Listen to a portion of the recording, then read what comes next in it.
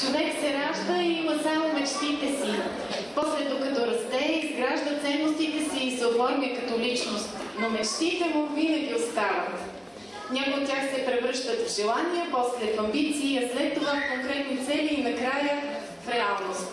Някои от тях ние преследваме, някои от тях преследват нас, а други, най-съкровените, остават скрити в най-недостъпните и отдалечени кътчета на душите и кротко се спотайват, докато дойде и тяхното време.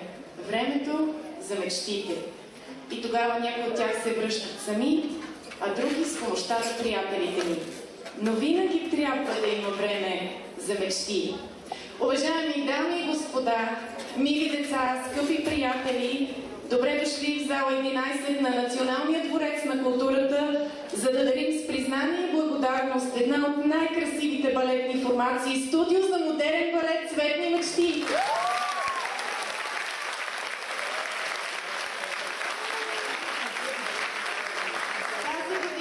Студиото отбелязва своя 25 годишен юбилей и днешният концерт е посветен на него.